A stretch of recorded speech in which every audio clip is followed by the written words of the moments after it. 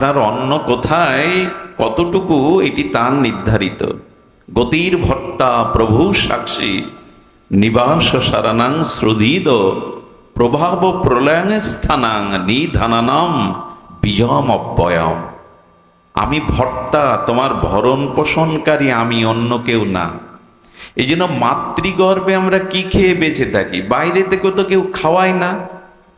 মায়ের গর্ভের মধ্যে ওই জলাশয়ের মধ্যে মলমূত্রের দ্বারের মধ্যে মুখে কিছু গেলে আমি মরে যেতাম। মায়ের নাড়ির সাথে আমার নাড়িটা খাদ্য সংযোজন হয়, মুখে কিছু নিতে পারি না আমি। ঈশ্বর এমন করে বাঁচিয়ে রাখেন 10টা মাস ওর মধ্যে, উনি ভর্তা বলেই পারেন। এই জন্য ভরণ পোষণকারী উনি, আমি কর্তা নই। তো খাদ্যটার মধ্যে সুখ থাকলে 24 ঘন্টা একজন খাদককে খেতে বললে সে খেতে সুখ পাবে না, বরঞ্চ জোর করলে আরো কষ্ট হবে তার। তার মানে খাদ্যে সুখ নাই। সুখটা আসে কোথা থেকে? শুনুন তাহলে, ওই যে ক্ষুধাটা লেগেছিল, এই ক্ষুধাটা লাগে কেন মানুষের? আত্মা আছে তাই। মরা মানুষের ক্ষুধা লাগে তো, মরা মানুষের চুল নখ বাড়ে তো, মরা মানুষ ঘুম থেকে ওঠে তো, এই কিছুই মরা মানুষের মধ্যে থাকে না। আত্মা নেই তো তার কোথায় ঘুম, কোথায় জাগরণ, কোথায় ক্ষুধা? তার মানে আত্মাটা আছে তাই ক্ষুধাটা জাগছে। আর পরমাত্মা রূপী আত্মার পরাবস্থা ভগবান খাদ্যেরও জোগাড় করেছেন। ওই আত্মা আছে তাই ক্ষুধাটা আত্মা থেকে জাগছে। ওই আত্মার ক্ষুধা জাগাতে, আত্মা আছে তাই ক্ষুধা জাগলো। আর ক্ষুধার কিছুটা অন্ন পেলেন, বস্তু পেলেন, তাতে আত্মার একটু প্রসন্নতা এলো। এই আত্মার প্রসন্নতাটাই হলো সুখ। খাদ্যে সুখ আমি বোঝাতে পারলাম না আপনাদের। আত্মা না থাকলে ওই মানুষের গালে ভালো ভালো, মরা মানুষের গালে দিয়ে দিন, পুষ্পন্ন দিয়ে দিন, খেতে পারবে? আত্মাটার সুখটাই খাদ্যের মধ্যে দেখছি। ক্ষুধা চলে গেল তার মধ্যে দেখছি। আসলে একটি সোনার হার স্নান করছিলেন নদীর পাশে রেখে একজন, পাখিটা সোনার হার নিয়ে উড়াল দিল। সোনার মূল্যবান হারটা পাওয়ার জন্য ও ছুটছে, ছুটতে ছুটতে দেখে স্বচ্ছ জলের মধ্যে হারটা পড়ে আছে। হারটা তোলবার দেখতে পাচ্ছে হার, 1 ঘন্টা ধরে চেষ্টা করছে, জল নড়ে উঠছে, হার পাচ্ছে না। আসলে হারটা ওখানে নেই, নদীর তীরে গাছের ওপরে হারটা বাঁধিয়ে রেখে গেছে পাখি। স্বচ্ছ জলে তার ছবিটা পড়েছে, ওইখানেই হার মনে করে খুঁজতে চেষ্টা করছে, পাবে তো? তেমনি আত্মাতেই সুখ আছে, কোনো বস্তুর মধ্যে সুখ নাই। কিন্তু আত্মসুখটা আমি বস্তুর মধ্যে দেখছি, এটাই আমার ভ্রম। বোঝা যায়? আমরা আর বুঝেছি। কারণ মৃত মানুষ, জগতের কোনো পদার্থ তাকে দিলে সুখ পাবে? মৃত মানুষকে আপনি খাদ্য দেন, সুন্দরী রমণী নেন, টাকা পয়সা, সোনা। আচ্ছা, মেয়ের বিবাহের জন্য 20 ভরি অলংকার গড়ানো হয়েছে, হাতের কানের কত অলংকার। সকালবেলা মেয়েটা মারা গেল, আজ বিয়ে, তো পিতামাতা ওই অলংকার পরিয়ে সুখ পাবে তো মেয়েটার কানের হাতের দিয়ে? ওই মেয়ে তো, ওর জন্যই তৈরি করা। বোঝা যায়? আজকে ওর বিবাহ বলে পিতামাতা ওর জন্যই তো অলংকারগুলো বানিয়েছে। তো মেয়েটা মারা গেলেও তো তোমাদের মেয়ে, হাতটা তো আছে, কানটা তো আছে, গলা তো আছে, পরাও। পরাবে কি? বরঞ্চ থাকলে খুলে নেবে। কারণ আত্মা না থাকলে, দেহ থাকলে, সোনা থাকলে, সোনা পরার মানুষটা থাকলে সুখ পাবে না। হাতটা তো পচে গলে যাবে, ওই হাতে আর সোনার অলংকার মানাবে না। অলংকারে সুখ না আত্মাতে সুখ? ঘুমালে হবে না, খুব ধ্যান দিতে হবে। দার্শনিক কথা তো, আত্মাতে সুখ না ওই অলংকারে সুখ। আত্মা নেই বিধায় ওকে অলংকার পরিয়ে সুখ পাবে না। দেখছেন যে অলংকারে সুখ, বেশ অলংকারটার পরে মনে হচ্ছে বেশ মানিয়েছে আমাকে, আয়নায় বারবার দেখছি। সুখটা আত্মাতে, কোনো বস্তুতে নাই। আচ্ছা, আর একটা দৃষ্টান্ত নিন। চোখে ঘুম আসলে কিন্তু আমার কষ্ট হবে। আমি কাল সারা রাত জেগেছি, 12 ঘন্টা, রাতে 1 সেকেন্ড ঘুমাইনি। আমি যদি পারি জাগতে, আপনাদের জাগতে হবে, ঘুমটা এড়িয়ে যান। দ্বিতীয়ত, সুখ আমরা রূপের মধ্যে খুঁজি। বাবার ঘুম আসছে, চোখে জল দিয়ে নিন, জয় শ্রী রাধে।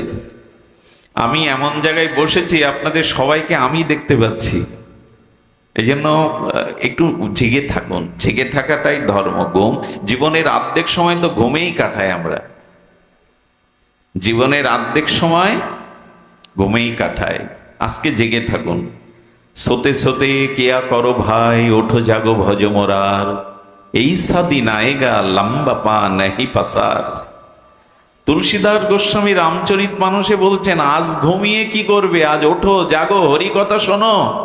একদিন এমন একটা ঘুম আসছে যেদিন জগতে সবাই ডাকলেও তোমার ঘুম আর ভাঙবে না। ওদিন নিশ্চিন্তে ঘুমাও, ওই দিন ঘুমাও, কেউ তোমাকে ডাকবে না। আজ জেগে থাকো, ওই দিন তোমার ঘুম আর কেউ ভাঙাবে না। আর একটা জিনিস বলি, হরিকথাতে ঘুম আসা যদি অভ্যাস হয়ে যায় তো বসবেন ঘুমে। অভ্যাস এমন জিনিস, হরিকথাতে জেগে থাকবেন কারণ মায়া আসে, এসে ঘাড়ে বসে, হরিকথা শুনতে দেবে না বলে। আর রাধারানী চাই তুমি হৃদয়ে আমাকে রেখে হরিকথা শোনো। এবার আসি রূপের মধ্যে সুখ আছে কিনা। এই রূপ নিয়েই তো জগৎ পাগল, তাই তো? রূপের মধ্যে সুখ আছে কিনা, সৌন্দর্য আছে কিনা, এই সৌন্দর্যের পাগল আমরা। যেমন প্রদীপের শিখার সৌন্দর্য দেখে অন্ধকারের কীটগুলো পতঙ্গগুলো সুখ পাবে বলে, ওই অগ্নির শিখার রূপজ্যোতিতে সুখ পাবে বলে কীট পতঙ্গে এসে ঝাঁপ দিয়ে পুড়ে মারে। আমরাও রূপের নেশায় একরকম পাগল। সৌন্দর্যটা কি রূপে আছে? শুনুন তাহলে, সৌন্দর্যটা আমরা কল্পনা করি, সৌন্দর্য কোনো রূপে নেই। আচ্ছা, ভারতবর্ষের বা আমাদের বাংলাতে যার গাত্রের রং গৌর বরণ পরিষ্কার তাকে মান্যতা বেশি দেয়া হয়, হয় কি না? যার গায়ের রং পরিষ্কার তাকে সুন্দরী বা সুন্দর রূপে বেশি করে প্রাধান্য দেয়া হয়। এটা আমাদের আঞ্চলিক একটা রীতি। কিন্তু জানেন, দক্ষিণ আফ্রিকায় যে যত নিগুড় কালো হবে তাকে তত বেশি সুন্দরী বলা হবে। সুন্দরের সংজ্ঞাটা এক এক জায়গায়, এটা কল্পনা মাত্র যে কালো হলেই সে সুন্দরী না পরিষ্কার হলেই সুন্দরী, এটা আমাদের কল্পনা, রূপে নাই। কালোতে বা পরিষ্কারে সুখ নাই।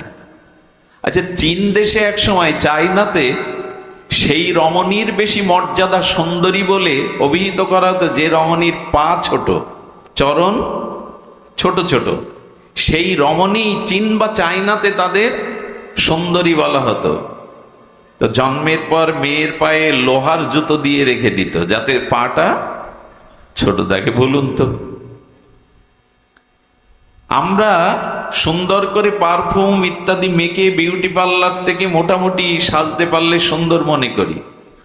আর গাইনাতে এমন আছে ওয়েস্ট ইন্ডিজের, যে ওখানে যে যত মুখ কেটে ক্ষত করতে পারে তাকে বেশি সুন্দরীর উপাধি দেওয়া হয়। আসলে এটা কল্পনা। আমাদের রূপে সুন্দর, রূপে সুখ না, এটা কল্পনা। কল্পনা করে নিই আমরা, কল্পনা করে নিই।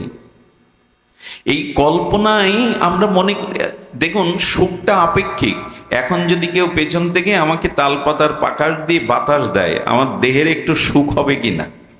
গরম আছে। আচ্ছা, আমি একই ব্যক্তি যদি মাঘ মাসে কঠিন শীতে আমাকে কেউ বাতাস দেয়, একই তো পাখা, একই তো ব্যক্তি, সুখ হবে কি? সুখটা আপেক্ষিক। একটা শূকর পচা নর্দমার ড্রেনের জলে ওখানে শুয়ে সুখ পায়, কিন্তু মানুষ ওখানে সুখ পায় না। একজনের যাতে সুখ হয় অন্যজনের তাতে আবার, তার মানে এরকম যদি বলা হতো যে যার গায়ের রং পরিষ্কার তাতেই শুধু সুখ আছে, এমন তো নয়। তার মানে আমরা কল্পনা করে নিয়েছি আমাদের মতো এই সুখ। সুখ আসলে রূপে নাই। আগেই বলছি, এরকম করে যদি ভাবা যায় তাহলে এই অনিত্য জগতে আমাদের বস্তুর মধ্যে, পদার্থের মধ্যে প্রকৃত সুখ নাই।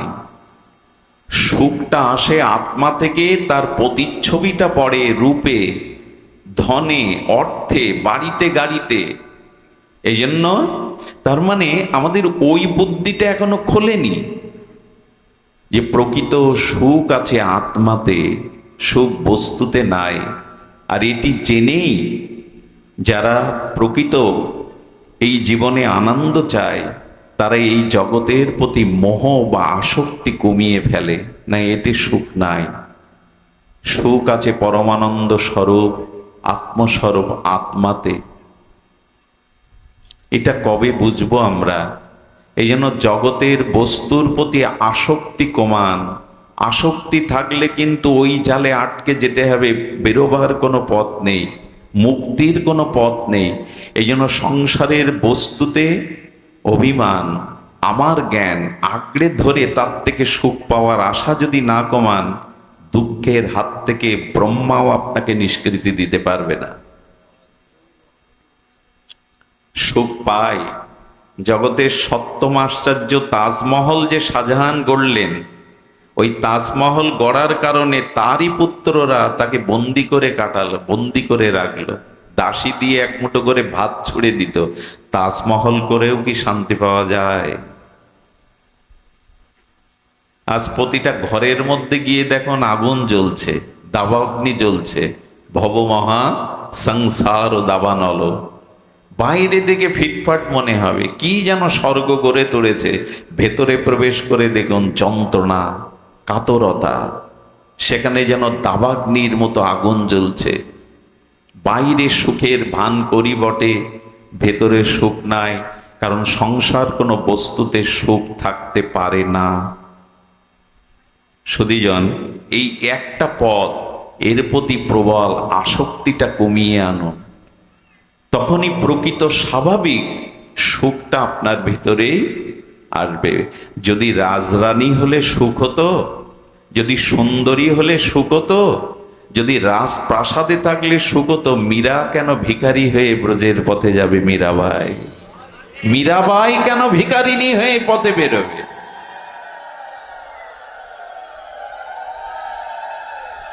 আমরা কীর্তন শুনি, পালা কীর্তন শুনি, পদ কীর্তন শুনি, জগৎ শেঠ লালাবাবু সব ছেড়ে চলে গেলেন, আর মাথা দুলায়, বেশ ভালো লাগে। ভালো তো লাগে কীর্তন শুনে, তুমি কতটা ত্যাগ করেছ? জগৎ শেঠ লালাবাবু জমিদারত্ব ত্যাগ করে ভগবানের পথে গেলেন, ভজনের পথে গেলেন, আমরা কতটুকু ছাড়তে পারছি? ঈশ্বর হাসেন যখন দুই ভাই দড়ি নিয়ে 9 ইঞ্চি জাগার জন্য মারামারি করে, বলে এইটা আমার ওটা আমার। ঈশ্বর হাসেন, এ বিশ্ব ব্রহ্মাণ্ড আমার, দুদিনের জন্য দড়িটা নিয়ে বলছে এটা আমার ওটা তোমার। ঈশ্বর এইসব জায়গায় হাসেন। ডাক্তার যখন বলে তোমার চিন্তা নেই, আমি তোমাকে বাঁচিয়ে দেব, ভগবান তখন হাসেন, বাঁচাবার মালিক তুমি নও, তোমাকেও একদিন মৃত্যুর স্বাদ দিতে হবে, যত বড় ডাক্তার তুমি হও। এই জন্য সাংসারিক কোনো বস্তুর প্রতি অতিরিক্ত আসক্তি কমিয়ে আনুন। এ কথায় কাজ হবে না, তবু বলতে হবে, বলতে এসেছে, আহ্বান করেছেন। আজ পর্যন্ত কেউ এই বস্তুর থেকে, পদার্থর থেকে সুখ পায়নি, বরঞ্চ দেখবেন আমাদের যার যত বেশি আছে তার তত অভাব বেশি। আচ্ছা, মন্দিরে 2 ধরনের ভিখারি যায়। এক মন্দিরের সিঁড়ির ওপরে থালা বাটি নিয়ে 2 টাকা 1 টাকার জন্য ভিখারি থাকে, আর কোট টাই প্যান্ট পরে পাজরা গাড়ি থেকে নেমে মন্দিরের মধ্যে যায় কিছু শেঠ ধনীরা। এ বলছে আমাকে 2 টাকা দিন, 5 টাকা দিন, ওকে 10 টাকা দিলে ও খুশি হয়ে হেসে দেয়, অনেক পেয়েছি। কিন্তু যে কোট টাই প্যান্ট পরে রাধা মাধবের মন্দিরে গিয়ে বলছে, প্রভু ওই 10 বিঘে জমির মামলাটা যেন রায় আমার দিকে আসে, প্রভু এই কোটিপতি যেন আরো 1 কোটি যেন আরো 2 কোটিতে যায়। আমার মনে হয় যার চাওয়া বেশি সেই তো বড় ভিখারি। এ 10 টাকা পেলে সন্তুষ্ট হয়, কিন্তু কোটি না পেলে, কোট টাই প্যান্ট পরা যার চাওয়া আছে, ক্ষুধা আছে, ইনি বড় ভিখারি। যার যত বেশি চাওয়া সে তত বেশি অভাবী। যে যত চায় এই জগতে, আর অভাব থাকলেই তো সুখ হবে না, যে বস্তুতে অভাব বোধ হবে। এই জন্য ঈশ্বরের কাছে কৃতজ্ঞতা থাকুন, প্রভু যেভাবে রেখেছো, যেমন রেখেছো আমি তাতেই খুশি, এটাই তোমার কৃপা। নূতন করে যেন আর কামনা বাসনার সংখ্যা না বাড়াতে যায়, নূতন করে যেন আর কামনা বাসনার সংখ্যা না বাড়াতে যায়। এই হলো একটি পথ। দেখুন এগুলি কেন বলছি একটু ধ্যান দিন। ও বাবা বলতে চাইছেন একবার উলোধ্বনি দিন, 2-3 বার না দিয়ে নিয়ম 3 বার বা 7 বার, কিন্তু ভাগবতে একবার দিতে হয়, কারণ ভাগবত কথাই মঙ্গলধ্বনি। দেখুন মৃত্যু আমাদের অসম্ভব, মৃত্যু আমাদের অবশ্যম্ভাবী, সন্দেহ আছে কি? মৃত্যু আমাদের মানে এটা সম্ভবপর, এইটা হবে না এমন নিষ্কৃতি তো নাই মৃত্যুর হাত থেকে। আপনি আপনাদের একটা বাচক কথা বলি, অপূর্ব আস্বাদন হবে।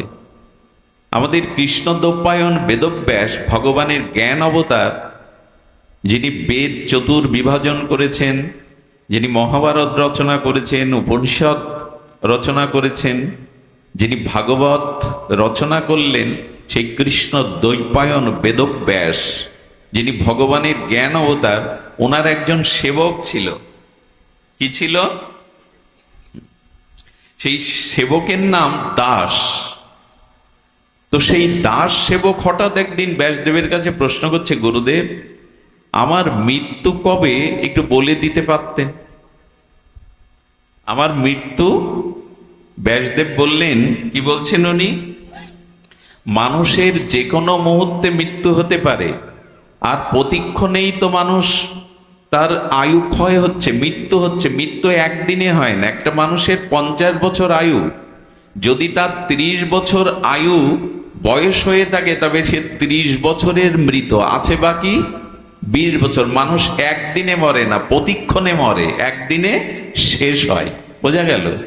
আমার বয়স যদি 50 হয়, আমি যদি বর্তমান 40-এ পড়ে থাকি, আমি 40 বছরেরই মৃত, 10 বছরটা বাকি আছে। অর্থাৎ মৃত্যু প্রতিক্ষণে প্রতি মুহূর্তেই হচ্ছে। বুঝতে পারি না কেমন জানেন, ইলেকট্রিসিটি পাখাটা যদি খুব দ্রুত ঘোরে, দূর থেকে বোঝা যায় ঘুরছে। আপনি আমি বসে আছি না, এই পৃথিবীটা 1060 মাইল বেগে ঘুরছে, এত দ্রুত ঘুরছে। আপনি আমি ভাবছি বসেই আছে, আমরা ঘুরছি না, কিন্তু পৃথিবীটা খুব দ্রুত ঘুরছে।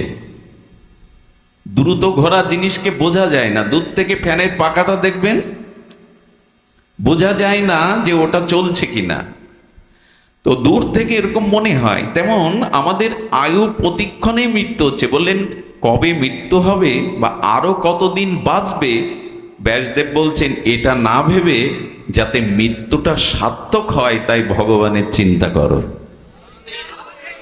কখন মরবে এটা ভেবে উদ্বিগ্ন হয়েও না, আর অনেক দিন বাঁচবে এ ভেবেও আশায় থেকো না। অর্থাৎ মৃত্যুটা যাতে সার্থক হয় তার প্রস্তুতি নাও। ভগবত চিন্তা করো, সৎ চিন্তা করো, ঈশ্বরের চিন্তা করো। কিন্তু তা কি আর হয়? দাসজির মনে যখন এভাবে প্রভাব ফেলেছে না, উনি তত্ত্বজ্ঞ, উনি জানেন আমার মৃত্যুটা কবে হবে, বলে গুরুদেব দয়া করে একটু বলুন। ওর আগ্রহ থেকে তখন বলছে, দেখ তোর মৃত্যু কবে এটা আমি জানি না, জানে যমরাজ। তো চল আমি তোকে নিয়ে যেতে পারি, সে সামর্থ্য আমার আছে। যমের কাছে গিয়ে বলছেন, দয়া করে একটু বলুন তো এই দাসের, আমার যে এই দাসরূপ সেবক শিষ্য, এর মৃত্যু কবে? তখন বললেন, প্রভু লোকের জানটা, আত্মাটা, প্রাণটা আমি জোর করে দেহ থেকে ছিনিয়ে নিয়ে, এটা আমার ডিউটি, কিন্তু কার মৃত্যু কবে হবে এটা মৃত্যু দেবতা ছাড়া আমিও জানি না।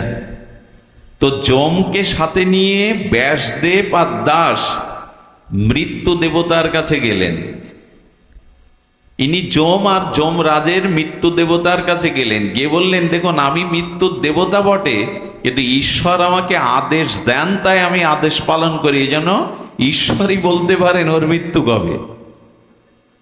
তো ব্যাসদেব, দাস আর কে কে সাথে আছেন, যম এবং মৃত্যু দেবতা, এই 4 জন মিলে ভগবানের নিকটে গিয়ে ব্যাসদেব প্রণাম করছে, প্রভু একটি বিষয় জানার জন্য আপনার এখানে এলাম যে এর মৃত্যু কবে আপনি একটু কৃপা করে জানিয়ে দিন। ভগবান বিধাতা তখন হাসছেন আর বলছেন, ব্যাসদেব, ও তোমার সেবক ভেবে আমি মনে করেছিলাম তোমার মতো মহাত্মাকে সেবা করছে, ও দীর্ঘদিন বাঁচুক। এই জন্য ওর মৃত্যুটা আমি একটু কৌশল করে রেখেছিলাম। ওর মৃত্যুটা কেমন যেন, আমি বলেছিলাম ব্যাসদেব, দাস, যমরাজ এবং মৃত্যুর দেবতা, এই চারজন যেদিন একত্রিত হবে সেই দিন ওর মৃত্যু। এবং আমি আর একটা সত্য রেখেছিলাম ওকে বেশি দিন বাঁচাবো বলে, যে এই চারজন একত্রিত হয়ে যেদিন আমার কাছে আসবে সেই দিনই ওর মৃত্যু। আমি চেয়েছিলাম ও জগতে কিছুদিন থাক, তোমার সেবা করছে, সদ্গুরুদেবের সেবা করছে। এখন দেখছি আমি যে মনে করেছিলাম সেই উপস্থিত, তোমরা চারজন এক জায়গায় এবং আমার কাছেই চলে এসছো। এখনই মৃত্যু, মৃত্যু হোক। আমরা মৃত্যুকে, অবশ্যম্ভাবী মৃত্যুকে, নিশ্চিত মৃত্যুকে, ধ্রুব সত্য মৃত্যুকে এড়াতে পারবো না, কিন্তু মৃত্যুর প্রস্তুতি আছে তো। তখনইও হাই হাই করে উঠল, শুধু মৃত্যুর খবর জেনে কি করলাম, আমার তো প্রস্তুতি থাকা উচিত ছিল। এই জন্য মৃত্যু অবশ্যম্ভাবী হলেও, নিশ্চিত ধ্রুব হলেও আসুন আমরা চেষ্টা করি যাতে মৃত্যুটা সার্থক হয়। মৃত্যু সার্থক হয় কিভাবে? আমি দুটি রাস্তার কথা বলছিলাম। এক হলো সংসারের বস্তুর প্রতি আসক্তি কমানো, কারণ এতে সুখ নাই, এতে শুধু দুঃখ আর দুঃখ, এই ভেবে কমানো। আর দ্বিতীয় পথটা বেশ সরস, দ্বিতীয় পথটা খুব রসের। সেই পথটা হলো সর্ব মাধুর্যময় আনন্দ সিন্ধু, মাধুর্যের সিন্ধু শ্রী ভগবানের চরণে আমাদের আসক্তিটা, প্রীতিটা যাওয়া। এই জন্য ভগবানের চরণে আমাদের আসক্তি আসতে হবে, ভগবানের চরণে আমাদের প্রীতি আসতে হবে। তাকে যদি ভালোবাসা যায় তবে তার কৃপায় এই মোহ আসক্তি দূর হবে। তাকে ভালোবাসাটা সহজ, কঠিন না। ভগবানকে ভালোবাসাটা সহজ, সেটা ভাগবতে বলেছেন, মদ গুণ শ্রুতি মাত্রে নমহি সর্বগুহাশয়ে মনার গতি অবিচ্ছিন্ন যথা গঙ্গাবু সহ অম্মুধা। আহা, ভাগবতের এই দিব্য শ্লোকে ভগবান বলছেন, তোমার মনের গতি আমার দিকে যাবে, একটা কাজ করো, মদ গুণ শ্রুতি মাত্রেন, আমার গুণগাতা ভক্তমুখে শ্রবণ করো, তাহলে আমার প্রতি তোমার মনের গতি চলে যাবে। ভক্তমুখে আমার নাম রূপ মহিমা শ্রবণ করো। আচ্ছা, পৃথিবীতে সব থেকে বেশি শক্তিশালী কি? শব্দ। পৃথিবীর সব থেকে বেশি শক্তিশালী কি? বন্দুক কামান নয়। পৃথিবীর সব থেকে বেশি শক্তিশালী হলো শব্দ। এই জন্য শব্দকে ব্রহ্ম বলে, শব্দকে ব্রহ্ম বলে। দেখুন শব্দের শক্তিটা একটু বলি, শব্দই ব্রহ্ম, শব্দই শক্তি। আপনারা জানেন কোন দেশের স্বাধীনতা আন্দোলনে একটা শব্দ ব্যবহার হয়। যেমন ভারতবর্ষ স্বাধীনতা হয়েছিল বন্দে মাতারাম এই শব্দটার দ্বারা, এবং বিপ্লবীরা দেশ মাতাকে মুক্ত করবার জন্য এই শব্দটার জন্য বুলেট বুকে পেতে দিয়েছিলেন, শুধু এই একটা শব্দ। আমাদের এই বাংলাদেশ স্বাধীনতায় একটা শব্দ প্রয়োগ হয়। শব্দই যে শক্তি সেটা আমরা অনুভব করি। আচ্ছা, অনুভব করি কিনা দেখুন, আপনাকে আমি মুখের দুটো বাক্য বলবো, অর্থাৎ গালি বা আপনাকে অপমানসূচক কথা বলবো, এতে আপনার রক্ত উঠে যায় কেন, মাথায় প্রেশার বেড়ে যায় কেন? শব্দই তো বললাম। আপনার মস্তিষ্ক গরম হয়ে গেল, আপনি ক্ষিপ্র হয়ে গেলেন, আপনার ভিতর প্রেশার বেড়ে গেল, কারণ আমি অপমানজনক দুটো কথা আপনাকে বলেছি। শব্দের শক্তি না থাকলে আপনার রক্ত চাঙ্গা করে দিতে পারে, আপনাকে অস্থির করে দিতে পারে, ক্রোধান্বিত করে দিতে পারে।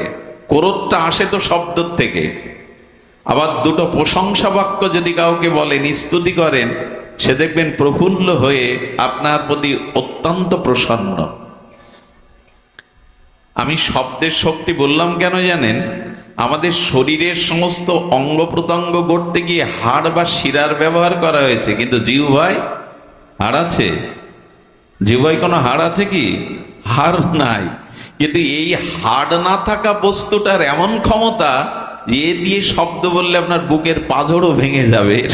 এর শক্তি এমন। মানুষের হৃদয় ভেঙে দেয় মানুষের কথা, শব্দ।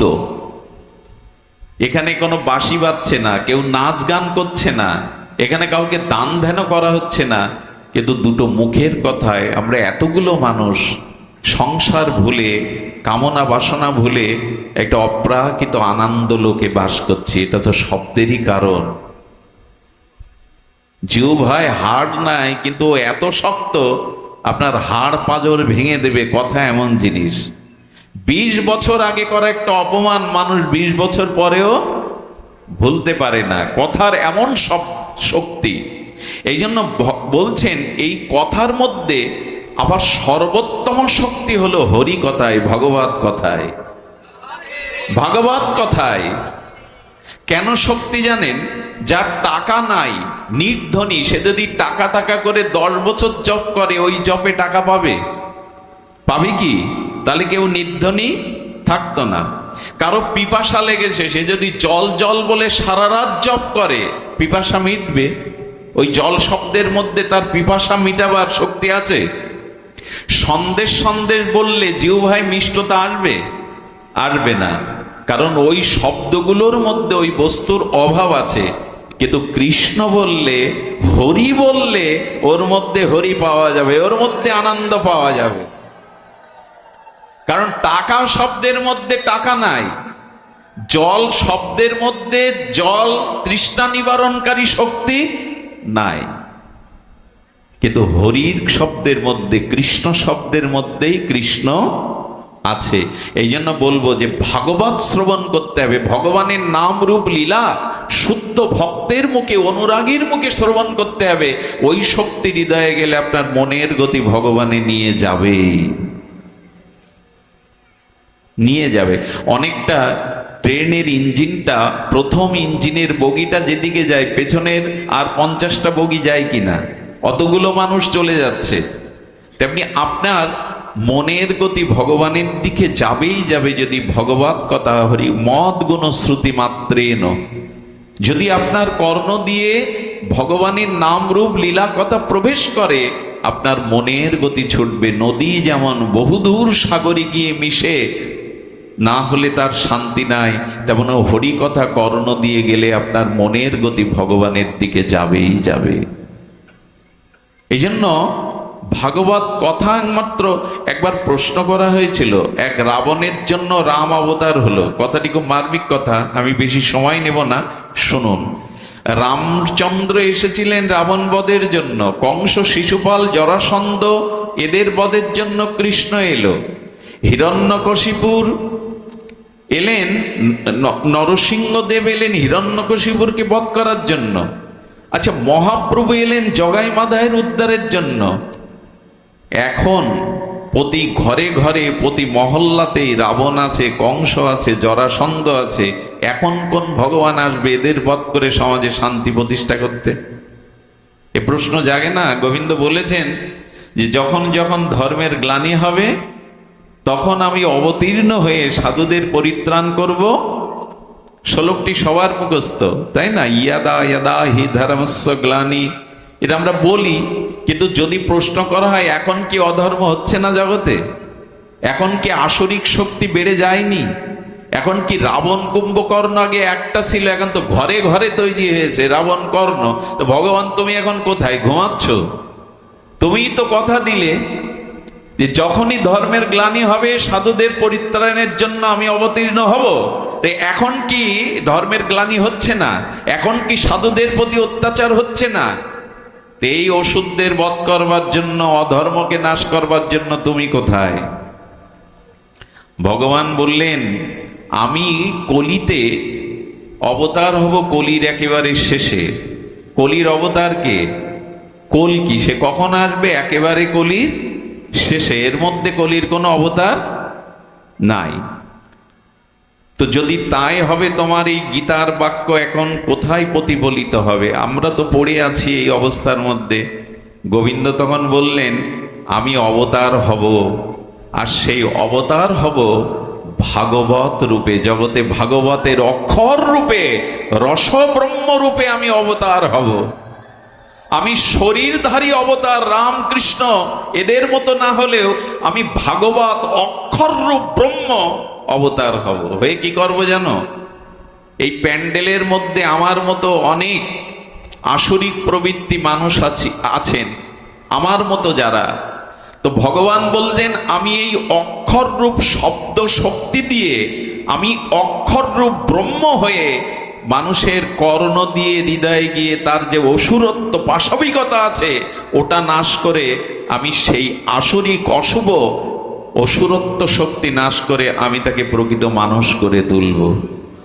আমি জানি না শ্রীকৃষ্ণ কটা অসুর বধ করেছেন, কিন্তু কৃষ্ণ লীলা ভাগবত শুনে কত অসুর যে মানুষ হয়ে গেছে এটা এই ছোট্ট জীবনে আমি অনেক দেখেছি। কত রাবণ কত কংস যে মানুষ হয়ে ভগবতের পথে এলো এটা আমি এই জীবনেই দেখেছি, ভাগবত শুনে, ভাগবত শ্রবণ করে। এই জন্য গোবিন্দ এবার শব্দ ব্রহ্মরূপী ভাগবত রূপী অবতীর্ণ হয়েছেন। এই শব্দাবলী হৃদয়ে গেলে মানুষের পশুত্ব চলে যাবে, অসুরত্ব চলে যাবে। দেখুন না, এখানে আমরা একত্রিত বসেছি, এখন আমাদের মধ্যে কোনো বিজাতীয় ভাবনা আসছে না। এর কারণ ভাগবত অক্ষর রূপে আপনার মধ্যে প্রবেশ করছে শক্তি রূপে। এই জন্য ভগবানের অনন্ত মাধুর্য লীলা কথা শ্রবণের মাধ্যমে আমাদের চিত্ত আসুরত্ব পাপবৃত্তি অপরাধ বৃত্তিগুলো ভগবানই অক্ষর রূপে হৃদয়ে গিয়ে আমাদের হৃদয় পরিচ্ছন্ন করে দেবেন, আসরিক ভাবটাকে নষ্ট করে দেবেন। এই জন্য আপনাদের কাছে অনুরোধ, যেখানে বিশুদ্ধ সাধু সঙ্গে হরিকথা হয় সেই হরিকথা কর্ণ পেতে উৎকর্ণ হয়ে শ্রবণ করুন। এই শ্রবণের মাধ্যমেই আমাদের চিত্ত বৃত্তি সংশোধিত হবে। তবে হরিকথা শ্রবণ করতে হবে চিত্ত দিয়ে, শুধু বুদ্ধি মন কর্ণ না, চিত্তের মধ্যে আমাদের স্বভাব লুকানো থাকে। এই জন্য হরিকথা যতক্ষণ শুনি ততক্ষণ ভালো, এখান থেকে উঠে গিয়ে আর মনে থাকে না। তার কারণ কি? রাবণ বারবার বাণ মেরে রাবণের 10 মাথা ছেদন করছে, কিন্তু কিছুক্ষণ পর মাথা আবার, শুনেছেন না রামায়ণে, যতবার রঘুপতি রামচন্দ্র বাণ ছুটছে ওর মাথা কেটে দিলে মানুষ বাঁচে, কিন্তু রাবণের মাথা আবার। বিভীষণের দিকে তাকিয়ে রাবণ বলছে এই তো রাবণ বধ হবে না, যার মস্তক কেটে দিলে আবার মস্তক সৃষ্টি হয়, আমি তাকে বধ করব কি করে? বিভীষণ বললেন প্রভু ওর বাণটা মারতে হবে নাভিতে, নাভিতে বাণ মারলে রাবণ নিহত হবে, তুমি নাভিতেই বাণ নিক্ষেপ করো। এইটি সাংকেতিক তত্ত্ব আছে। তত্ত্বটা হলো মানুষের মোহ থাকে নাভিতে। মোহ কোথায় থাকে? আর এই মোহ কেটে দিলেও আবার রাবণের মাথার মতো। এখানে যতক্ষণ শুনি ততক্ষণ ভালো থাকি, আবার সংসারে ফিরে গিয়ে পূর্বের স্বভাব জেগে ওঠে, মোহ আবার যতবার মাথা কাটবে আবার জেগে উঠবে। বিভীষণ বললেন মানুষের মূল মোহ থাকে চিত্তে, ওই চিত্তকে সংশোধন করতে হবে, ওই চিত্ত মাঝে হরিকথা দিতে হবে। বুদ্ধির দ্বারা, মনের দ্বারা, কানের দ্বারা না, চিত্ত মাঝে। যে কি করে বোঝায় বলুন তো? ওই যে গালা, কাঠের উপরে একটা লাল গালা দিয়ে স্বর্ণকাররা অলংকার করে, আর যখন অলংকারটা তুলে নেয় তখন গালাতে ছাপ থেকে যায়, ওই ছাপটা মুছতে গেলে কি করতে হবে? তেমনি আমাদের অনন্ত জন্মের ভোগ বাসনার ছাপ মনে না, চিত্ত মাঝে আছে, ওইখান থেকেই মোহটা উৎপত্তি হয়। আপনাকে একটা কাজ করতে হবে, ওই চিহ্নটা মুছতে গেলে আরেকটু আগুনের তাপ দিয়ে দেন গালার উপরে, তাহলে যেটা আঁকানো আছে ডিজাইন করা ওটা গলে সমান হয়ে যাবে। তাই হরিকথা সাধুমুখে হৃদয়ে দিতে দিতে হৃদয়টা যখন দ্রবীভূত হবে, গলে যাবে, বিগলিত হবে, তখনই পূর্বে স্বভাব নষ্ট হয়ে আপনার মধ্যে প্রেমময় স্বভাব জেগে উঠবে। গালাতে হবে, হৃদয় বিগলিত করতে হবে। এই জন্য শুনুন, হরি নাম করে হরিকথা শুনে যদি চিত্ত বিগলিত না হয়, জানবেন স্বভাব সংশোধন কিছুটা ভালো লাগবে, কিন্তু সংশোধন হবে না। এই জন্য চিত্তকে বিগলিত করতে হবে। কিভাবে হরিনাম করতে হবে বলছেন? হরিনাম করতে করতে, হরিকথা শুনতে শুনতে যদি গায়ের লোমগুলো ধারা দিয়ে ওঠে, প্রতিটা রক্তের মধ্যে সেই ভগবত প্রেম, ভগবত অনুরক্তি, অনুরাগ উচ্ছ্বসিত হয়ে ওঠে। আর যদি তোমার চোখে জল আসে, বিন্দু বিন্দু অশ্রু ঝরে হরিনাম হরিকথাতে, তো আর যদি তোমার হৃদয় বিগলিত হয়, দ্রবীভূত হয়। আচ্ছা, তামা দিয়ে পত্র লিখত আগে, পুরানো দিনে তামার উপরে লেখা পেতেন না? তো শক্ত তামাতে কি লেখা যায়? আসলে তামাটা তাপ দিয়ে যখন নরম করা হতো, তখন ওর উপরে একটা ছাপ দিয়ে দেয়া হতো। যেমন প্লাস্টার করতে গিয়ে একটা দাগ টেনে দিলেন নরম অবস্থায়, ওই দাগটা বহুদিন থাকবে, কিন্তু প্লাস্টার শুকিয়ে গেলে আর দাগ দিতে পারবেন? ঠিক তদুপরি আমাদের হৃদয়টা কঠিন হয়ে গেছে, গলাতে হবে, ওটা গলাতে হবে। এই গলানোই একমাত্র হরিকথা, হরি নামে হয়। আমি বেশি দূরে না গিয়ে বললেন কিভাবে হরিকথা, কিভাবে হরিনাম করলে আমাদের চিত্ত বিগলিত হবে, নয়নে অশ্রু আসবে, আর আমার দেহ মনে অলৌকিক চিন্ময় দিব্য পুলক জাগবে। যদি এভাবে হরিনাম নিতে পারেন তবে হবে কেমন? গৌরাঙ্গ বলিতে হবে পুলক শরীর, কই হয় না তো? হরি হরি বলিতে নয়নে বহে নীর। কিভাবে নাম করতে হবে জানেন? আহা, আমি আপনাদের একটু কথা বলি। আজকাল নামযজ্ঞ, ওই ফরিদপুর অঞ্চল, আপনাদের এই অঞ্চলে ভাঙা অঞ্চল, নামযজ্ঞ 7 দিন 5 দিন 72 প্রহার হয়। হোক সেটা নামযজ্ঞ, কলিযুগের যুগধর্ম, কিন্তু নাম কিভাবে নিতে হয় সেটা বলে দিয়েছেন আচার্যরা। সেটা গোস্বামীগণ বলেছিলেন। বললেন অনুসংকীর্তনম শব্দটি দিয়েছেন সুখদেব গোস্বামী ভাগবতে। কি শব্দ বলা হলো?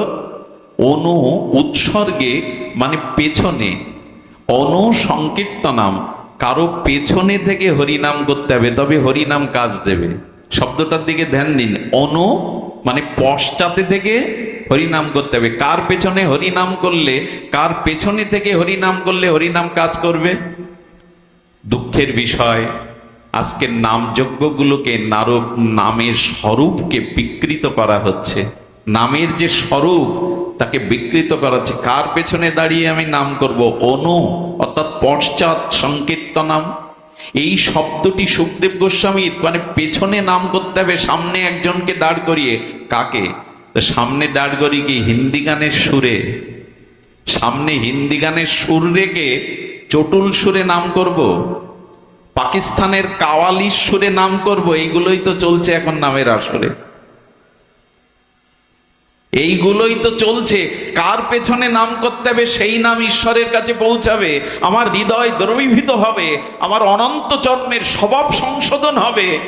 কোন হৃদয়ে নাম করলে? কার পেছনে দাঁড়িয়ে? হিন্দি গানের সুরে, কাওয়ালির সুরে? লোককে বিনোদনের জন্য হরিনাম নয়। নামাচার্য হরিদাস ঠাকুর গুফার মধ্যে বসে নাম করছেন, বেনাপোলের গভীর জঙ্গলের মধ্যে বসে নাম করছেন, কাউকে দেখান না। একটা জিনিস বলি, যে ভক্তি বিজ্ঞাপনের জন্য করা হয়, অন্যকে জানানোর জন্য করা হয়, সেখানে ভক্তির ছিটে ফোঁটাও থাকে না। ভক্তি কখনো বিজ্ঞাপনের জিনিস নয়। আজকাল মাইক না হলে, আমরা হরি কথা বলতে সাউন্ড সিস্টেম না হলে, আগেকার দিনে লাগতো, এটা হরিনাম করতে লাগতো মাইক সিস্টেম। এক মাইক ঠিক করতে 2 ঘন্টা লাগে। আসলে মাইক শব্দটা মাইক হয়ে গেছে, এখন নিজেকে যত জানানো অন্যকে যায়। এই মাইক চিন্তা নিয়ে নাম করলে, মায়ার পেছনে দাঁড়িয়ে নাম করলে নাম ক্রিয়া হবে না। নাম করতে হবে কের পেছনে দাঁড়িয়ে? আসলে নামের স্বরূপটাই আমরা বিকৃত করে রেখেছি। নাম করতে হবে গুরুদেবকে সামনে রেখে, বৃন্দাবনকে সামনে রেখে, নিতাইকে সামনে রেখে, ভক্তিকে সামনে রেখে হরিনাম করতে হবে, তবে সেই নামে হৃদয় দ্রবীভূত হবে। আহা, হৃদয় কখন বিগলিত হবে, নয়নে প্রেমশ্রু কখন আসবে, কণ্ঠ কখন রুদ্ধ হয়ে যাবে? যখন আপনি গুরুদেবকে সামনে রাখবেন, বৃন্দাবনকে সামনে রেখে নাম করবেন, নবদ্বীপকে সামনে রেখে মহাপ্রভু রাজানুলম্বিত অশ্রু সজল নয়নে দেখতে দেখতে নাম করবেন, ঠাকুর হরিদাসের দিকে তাকিয়ে নাম করবেন। লোকের মনোরঞ্জনের জন্য নয়, লোকের কাছে যশ খ্যাতির জন্য, নিজের বিজ্ঞাপন প্রচারের জন্য নয়। অনেকেই হরিনামে নৃত্য করে, ভগবানের সামনে কেউ যদি ভগবানকে আনন্দ দানের জন্য নিত্যকৃত্য করে, ভগবান তার কাছে বিক্রি হয়ে যায়। কিন্তু আমরাও তো নাচি, ভগবান কেন প্রেম দেন না? বলে নিত্য করবার সময় লক্ষ্য রাখতে হবে আমার এই নিত্য কীর্তনের দ্বারা হরি প্রসন্ন হচ্ছে কিনা। আমরা নিত্য করি ভগবানকে প্রসন্ন করার জন্য, না ক্যামেরার দিকে দৃষ্টি ফেরানোর জন্য?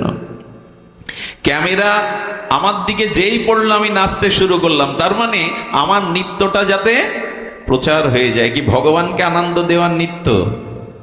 আমার কথা কি বোঝা যায়? অনেকেই আগে মোবাইল আলাদা সেট করে রাখে নাচের আগে, যে এটা তুলে নাও, ছেড়ে দাও।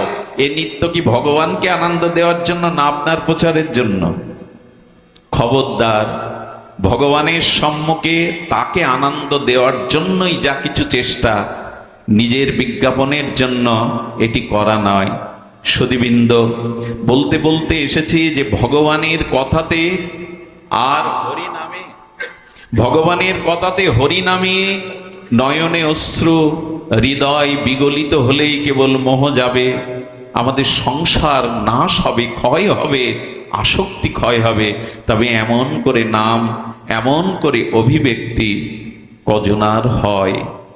সুধীবৃন্দ, মনে পড়ে সিদ্ধ বাবাজি মহারাজ সারা জীবন তার সেবক তাকে সেবা করেছেন। বাবাজি মহারাজ যখন অপ্রকট হবেন, নাম সিদ্ধ মহাপুরুষ, তখন তার সেবককে ডেকে বললে, কিরে, আমার জন্য ঘর ছেড়েছিস, দেহ সুখ ছেড়েছিস, সারা জীবন সেবা করেছিস, কিছু চেয়ে নে, আমি তো বিদায় নিচ্ছি। শোন, আমি তোকে স্বর্গ দিতে পারি, বৈকুণ্ঠ দিতে পারি, এই আশ্রমের তোর পদ প্রতিষ্ঠা সব দিতে পারি, বল কি চাই? শিষ্যটি সরল হয়ে বললেন, প্রভু, আমি যা চাইবো আপনি তা দেবেন না আমায়। বললেন, সারাটা জীবন আমার জন্য বিলিয়ে দিয়েছিস, আমি দেব, চেয়ে নে। বললেন, আমার মাথায় হাত দিন, আমি যা চাইবো দেবেন। বলে, তোর বিশ্বাস এলো না? আমি তোকে দিতে পারি, তোর বিশ্বাস? আচ্ছা ঠিক আছে, আমি কথা দিলাম। অনেকক্ষণ নীরব হয়ে গেছেন, চোখ দুটো ছলো ছলো হয়ে গেছে। বললেন, তবে দিন। আমি ছোটবেলা থেকে দেখেছি আপনি যখন নিতাই বলেন, গৌর বলেন, তখন আপনার নয়ন দিয়ে প্রেমশ্রু বিগলিত হয়ে আপনার বুক ভেসে যায়। আমাকে ওইটাই দিন, আমি যেন নিতাই বললে, গৌর বললে চোখে জল আসে। আমি যখনই নিতাই বলবো, গৌর বলবো, যেন আমার চোখে প্রেমশ্রু বিগলিত হয়, আমার হৃদয় দ্রবীভূত হয়। আমাকে এই দিন। বাবাজি মহারাজ নীরব হয়ে তাকিয়ে আছে, মুখে কোনো কথা নেই। অনেকক্ষণ পর একটা নিঃশ্বাস ছেড়ে বলল, রে, আমার যা কিছু সম্পদ সব চেয়ে নিলি, আমার যা কিছু ছিল তুই নিয়ে নিলি, যা। আজ থেকে নিতাই বললে তোর চোখেও প্রেমাশ্রু আসবে, বিগলিত হবে হৃদয়। সেই থেকে উনি যখনই নিতাই বলতেন, গৌর বলতেন, ওনার নয়ন দিয়ে পিস্কারির ন্যায় গদগদ কণ্ঠে, রুদ্ধ কণ্ঠে এমনি করে প্রেমাশ্রু ভেসে যেত। এই জন্য হরি হরি বলিতে নয়নে বহে নীর। কবে তোমার জন্য আমার হৃদয় দ্রবীভূত হবে, কবে তোমার জন্য আমার চোখে দুপোটা প্রেমশ্রু আসবে। চোখের জল সংসারের জন্য ফেলে কোনো লাভ নেই, কেউ মূল্য দেয় না। চোখের জল যদি ফেলতেই হয়, গোপনে ভগবানের চরণে ফেলুন, এটির অনেক শক্তি। ভগবানের জন্য হা কৃষ্ণ বলে কাঁদুন, এ অনেক বুকটা হালকা হয়ে যাবে, অনন্ত জন্মের স্বভাব শোধন হয়ে যাবে। এই জন্য নবদ্বীপ লীলাতে, গৌর লীলাতে দেখেছি আমরা, মহাপ্রভু নিজে কাঁদছেন, আর কাঁদতে কাঁদতে জলযন্ত্র পিস্কারির ন্যায় মহাপ্রভুর পাশে যারা থাকতেন তারা স্নান হয়ে যেতেন, এত কাঁদতেন প্রভু। কান্নাটাই সার করে গৌর এসেছিলেন, বিষ্ণুপ্রিয়া দেবী এসেছিলেন, সচিমা এসেছিলেন। এ জগতে আমরা সংসারের জন্য ঘটি ঘটি কাঁদি, স্ত্রী পুত্র বিপদ রোগ শোকের জন্য। ভগবান বলে কবে কাঁদতে শিখব? গৌর বলে কবে কাঁদতে শিখব? এই জন্য ভগবানের কাছে প্রার্থনা করুন, ভগবানের কাছে প্রার্থনা করুন, প্রভু পাথরের বুক চিরে, মরমর কঠিন পাথরের বুক চিরে ঝর্ণা ঝরে, আমার বুকটা কি পাথরের থেকে কঠিন যেখানে ভগবানের নামে চোখে জল ঝরে না? পাথরের মরমর শক্ত পাথর ভেদ করে ঝর্ণা বেরোয়। আমি কি এতই অপরাধী যে কৃষ্ণ বললে আমার হৃদয় গলে না, নয়নে অশ্রু আসে না? অন্যকে দেখাবার জন্য না, ঘরে দোদ দিয়ে গোপনে যদি কৃষ্ণ বলে কাঁদতে পারেন না, অনেক জন্মের স্বভাব ধুয়ে যাবে, মুছে যাবে, হৃদয় দ্রবিত হবে। ভগবানের কাছে গোপনে কাঁদতে হয়। আমার মতো এই ভরা আসরে দাঁড়িয়ে অন্যকে মাতানোর জন্য নয়, আসরকে মনোরঞ্জনের জন্য নয়, গোপনে ভগবানের জন্য কাঁদতে হয়। মহাপ্রভু আর সীতানাথ অদ্বৈত ভবন হতে চিরদিনের মতো চলে যাচ্ছে। সন্ন্যাস নিলে একবার মাতৃভূমি দর্শন করতে হয়। ধ্যান দিয়ে শুনুন, মহাপ্রভু এসেছেন, নিত্যানন্দ প্রভু আর মহাপ্রভুকে পথ ভুলিয়ে, বৃন্দাবনের পথ ভুলিয়ে তিনি এনেছেন নবদ্বীপে।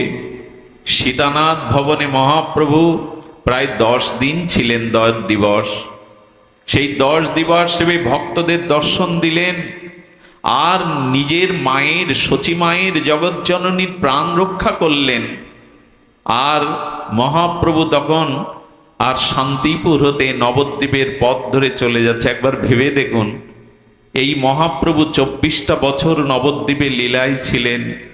এই নবদ্বীপের প্রতিটি ধূলিকণা, আকাশ বাতাস মহাপ্রভুর লীলা সঙ্গে মহাপ্রভুর চিরচেনা। বেড়ে উঠেছেন, খেলেছেন, আনন্দ করেছেন, সংকীর্তন করেছেন এই মাটিতে।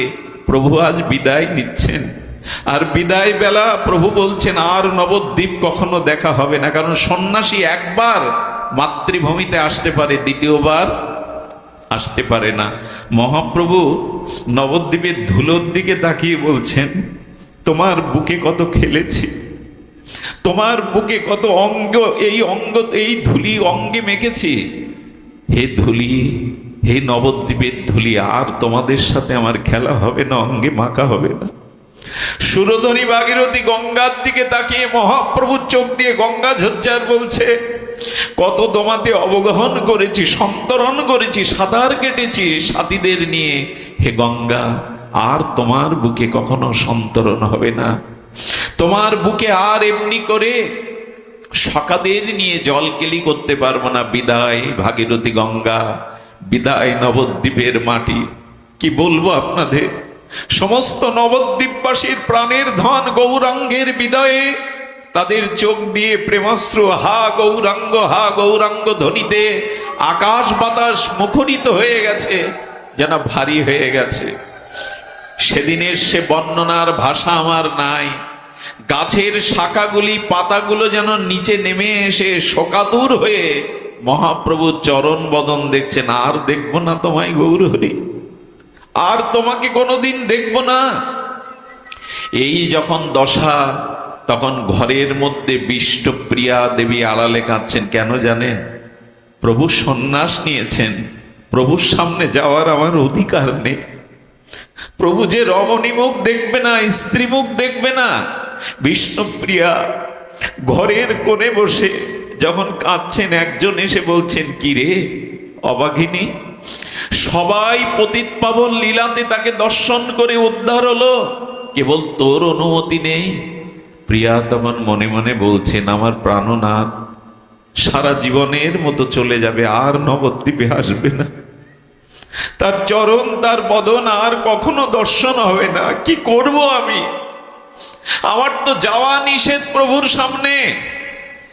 শেষ কথা চিন্তা করে বিষ্ণুপ্রিয়া দেবী ঘর থেকে সেই সমস্ত শোকে পাথর হয়ে গেছে, আর সে তো শুভ্র বসন আবৃত করে মহাপ্রভু তার বাটির সামনে, গৃহের সামনে দিয়ে চলে যাচ্ছেন। আর বিষ্ণুপ্রিয়া দেবী পথের ধুলাতে এসে ওইখানেই সাষ্টাঙ্গে মহাপ্রভুর পথ আঁকলে দাঁড়িয়েছে। মহাপ্রভু নিজের বাটির সামনে এসে গঙ্গার তীরে নিজের ঘর দেখে চোখে জল পেটছেন। তোমার কোলেই তো বড় হয়েছে জন্মভূমি, এই গৃহেই তো আমি শশীকলার ন্যায় বেড়েছি চিরবিদায়। মহাপ্রভুর খড়মটা বেঁধে গেল বিষ্ণুপ্রিয়ার অঙ্গে। কে তুমি? কে তুমি? এভাবে ধুলায় দূষারিত হয়ে শুয়ে আছো? বিষ্ণুপ্রিয়া বললেন, আমি অভাগিনী, আমার কি গতি হবে কৃপা করে বলুন। বললেন, কে তুমি? বলো, আমি গৌরাঙ্গ প্রিয়া। মহাপ্রভু বললেন, না, তুমি কৃষ্ণ প্রিয়া হও। তুমি কৃষ্ণ প্রিয়া, বিষ্ণু প্রিয়া হও। বলে, না, আমি যে কৃষ্ণ চিনি না, আমি যে গৌরাঙ্গ ছাড়া জানি না, গৌরাঙ্গের চরণ ছাড়া চিনি না, আমি গৌরাঙ্গ প্রিয়া। সকলেই কৃপা পেল, আমার কি গতি হবে? মহাপ্রভু দোকানা পায়ের খড়ম পাদুকা খুলে দিয়ে বললেন, যাও, এই দুটি নিয়ে ঘরে গিয়ে এই দুটির মধ্যেই কৃষ্ণ ভজন করো, এই মধ্যেই আমাকে তুমি পাবে, আমাকে স্মরণ করো। যেমন রামচন্দ্র ফিরে আসেনি অযোধ্যাতে, ভরত প্রভুর চরণ দুখানা পাদুকা দুখানা মাথায় নিয়ে ভরত ফিরে এসেছিল। প্রভু, তোমাকে না ফিরিয়ে নিয়ে যেতে পারি, তোমার চরণ তো ফিরিয়ে নিয়ে যাব, তোমার চরণই তো তুমি। ভরত 14 বছরের জন্য প্রভুর পাদুকা মাথায় নিয়ে নিজে সিংহাসনে না বসে ওই পাদুকাকেই রাজাদিরাজ করে সিংহাসনে পূজা করেছিলেন। সুধীজন, বিষ্ণুপ্রিয়া দেবী সেই যে পাদুকা নিয়ে ঘরে গেলেন, তার ভজনই ছিল চোখের জল। কি করতো জানেন? সকাল হলে দুটো মাটির পাত্র রাখত, একটা পাত্রে থাকতো তন্ডুল চাউল, সেই এক একটা চাল হরে কৃষ্ণ এই মহামন্ত্র প্রসাদী করে খালি পাত্রে রাখত। বলুন তো, বেলা 12টা পর্যন্ত, দ্বীপ্রহর পর্যন্ত কটা চাউল হতো? ওই চালগুলো নিয়ে গঙ্গা জলে ফুটিয়ে মহাপ্রভুকে ভোগ লাগিয়ে এক মুঠো পেতে নেই তার সারা জীবনের আহার। পারব তো? এরকম জীবের জন্য এত বিরহ পারব তো? যতদিন শাশুড়ি মা বেঁচে ছিলেন, শাশুড়ির আঁচল তলে গঙ্গা স্নান করতে নেই মুখ বিষ্ণুপ্রিয়ার কেউ দেখতে পায়নি। আমি অভাগিনী, আমি প্রভুকে ধরে রাখতে পারিনি, মুখ দেখাতেন না। কাঞ্চনা সখী দেখছে প্রিয়াজি একটা ময়লা সাধারণ কাপড় পরে আছে। প্রিয়া, সাক্ষাৎ জগৎ লক্ষ্মী তুমি, তোমার রূপে জগৎ পুলকিত, তুমি বৈকুণ্ঠের অধীশ্বরী, তুমি কেন ময়লা কাপড় পরেছ? সখী কাঞ্চনা বললেন, এ তোমায় মানায় না। বিষ্ণুপ্রিয়া বললেন, যার প্রতি জীব উদ্ধারের জন্য সংসারের সমস্ত সুখ ত্যাগ করে গম্ভীরার মধ্যে রাত দিন কৃষ্ণ বলে কাঁদছেন, তার সহধর্মিনী হয়ে ভালো কাপড় পরা কি শোভা পায়? বিষ্ণুপ্রিয়া দেবী মহাপ্রভু চলে যাওয়ার পরে আর কোনো ভালো মলিন বস্ত্র ছাড়া পরেননি। খেয়েছেন ওই প্রসাদী চাউলের এক মুঠো সিদ্ধ। আর কি করতেন জানেন? আর ওই মহাপ্রভু খাটে ঘুমাতেন না, মেঝেতে গম্ভীরার মধ্যে ছোট্ট একটু ক্ষেত্রে পাটা প্রসারিত করে শয়ন করা যায় না, ওর মধ্যে মহাপ্রভু পড়ে থাকতেন। বিষ্ণুপ্রিয়া দেবীও পালঙ্কে বা খাট গ্রহণ করেননি, ধুলায় পড়ে থাকতেন। ভগবানের জন্য এই বিরহ না জাগলে আমাদের চিত্ত সংশোধন হবে না। ভগবানের জন্য চোখের জলই একমাত্র উপায় হৃদয়কে গলাতে। আজও কোনো বস্তু সিদ্ধ করতে গেলে তাকে তাপ দিতে হয়। এই চোখের জলের বিরহ তাপ, কৃষ্ণ পেলাম না, ভজন হলো না, তোমার চরণে অনুরাগ এলো না, এই যে বিরহ তাপে দগ্ধীভূত চোখের অশ্রু জলে এই হৃদয় যেদিন বিগলিত হবে, সেই দিনই অনন্ত জন্মের স্বভাব সংশোধন হবে, তার আগে নয়। তবে এটি আশা বড় কঠিন। কার আসে জানেন? কৃষ্ণ বলে যে কাঁদতে শিখেছে, তার ছোঁয়ানীন ওই রোগ আপনারও হবে। ভগবানের জন্য ব্যাকুল হয়ে আরতিতে প্রেমে যিনি কাঁদতে শিখেছেন, যার হৃদয় ভগবত প্রেমে বিগলিত, তার সঙ্গ করুন, তার ওই ভাব আপনার ভিতরে সংক্রামিত হবে, ওই ভাব আপনার মধ্যেও সংক্রামিত হবে। এই জন্য কৃষ্ণ নাম নিতে নিতে যদি কণ্ঠ রুদ্ধ হয়ে যায়, চোখে প্রেমাশ্রু বিগলিত হয়, হৃদয় যদি দ্রবীভূত হয়, তবে অনন্ত জন্মে হৃদয়ে দুর্বাসনা আমাদের হৃদয় থেকে চলে যাবে। তাই ভগবানের কাছে একটা প্রার্থনা করবেন। এই প্রার্থনা করার আগে তাকে ভালোবাসুন। আমি দুটি পথের কথা বলেছিলাম, সংসারের বস্তুর থেকে সুখের আসক্তি ত্যাগ করা, আর দ্বিতীয় হলো ভগবানের চরণে অপ্রাকৃত মাধুর্যের সিন্ধু ভগবানের চরণে আসক্তি। বৃন্দাবনের ছোট্ট একটা ঘটনা বলেই আজকের পাঠ বিশ্রাম। এক বাবাজি মহারাজ ছিলেন, ব্রজ ছেড়ে তিনি কোথাও যাননি জীবনে, বৃন্দাবন ছেড়ে তিনি কোথাও যাননি। 108 বছর এই মহাত্মার বয়স। উনি প্রথম জ্ঞানী ছিলেন, জ্ঞানী থেকে বেদ অধ্যয়ন করতেন, ধ্যান করতেন, কিন্তু পরবর্তীতে ব্রজবাসীদের সঙ্গ পেয়ে, মহাত্মাদের সঙ্গ পেয়ে তিনি ভক্তিযোগে প্রবেশ করেন। আর ভক্তিতে তিনি গোপালকে তার শিশু জ্ঞানে, সন্তান জ্ঞানে গোপালের সাথেই তার সম্বন্ধ হয়। শীতে গোপালকে বুকের মধ্যে রাখেন, সকলে ননি খাওয়ান, তাকে খেলনা কিনে দেন, তার সাথে পিতা পুত্রের সম্পর্ক। এই করতে করতে 108 বছর যখন বয়স, তখন তার মনে একবার হলো, আমি গঙ্গা কখনো দেখিনি, বদ্রিকাশ্রমে কখনো যাইনি, অন্য কোনো ধামে, দ্বারকায় যাইনি, মিথিলায় যাইনি, আমার একটু ইচ্ছা হয়েছে আমি তীর্থ ভ্রমণে যাব। গোপাল হৃদয় থেকে বলছেন, বৃন্দাবন ছেড়ে কোথাও যেও না, ব্রজ ছেড়ে তুমি কোথাও যেও না। সবাই বলছে, বাবা আপনি যেতে চেয়েছিলেন, বলে আমার গোপাল নিষেধ করেছে, আমি কোথাও ব্রজ ছেড়ে যাব না। ব্রজ ছেড়ে তিনি যাননি। ওই ব্রজেই যেদিন দেহত্যাগ করলেন, বাবাজি মহারাজরা তাকে শ্মশানে দাহ করার জন্য যখন নিয়ে গেল, হঠাৎ একটা 6-7 বছরের বালক এসেছে, বেশি দিন আগের ঘটনা না। এসে বললেন, উনি আমার পিতা হন, উনি আমার পিতা হন, আমি ওনার সন্তান। উনি গঙ্গা স্নান করতে চেয়েছিলেন, আমি তাকে যেতে দেইনি। এই দেখো, আমি গঙ্গা জল এই কলসিতে ভরে এনেছি আমার বাবাকে স্নান করাবো বলে। সেই গঙ্গা জল দিয়ে ওনার পিতাকে স্নান করাচ্ছেন, চোখের জলে স্নান করিয়ে চন্দন পরিয়ে দিলেন, মালা পরিয়ে দিলেন, দিয়ে তাকে চিতায় দিয়ে মুখাগ্নি করে চোখের জলে কাঁদতে কাঁদতে আর বালকটা অদৃশ্য হয়ে গেল। ওইখানে যারা ছিলেন তারা বলছেন, আমাদের মাথা কি খারাপ হয়ে গেছে, বাবা তো বিবাহ করেননি, 108 বছরের সন্ন্যাসী, ওনার 108 বছরের বয়সের কখনো 6 বছরের সন্তান নাই, কে এই ছেলেটা, আমাদের মাথায় কেন এই বুদ্ধি এলো না? গোবিন্দ যেন বললেন, আমি তোমাদের বুদ্ধিকে মোহ করে রেখেছিলাম বাবার কাজ করব বলে। গঙ্গা স্নানে আমি তাকে যেতে নিষেধ করেছিলাম ব্রজ ছেড়ে, তাই আজ গঙ্গা স্নান করিয়ে তাকে মুখাগ্নি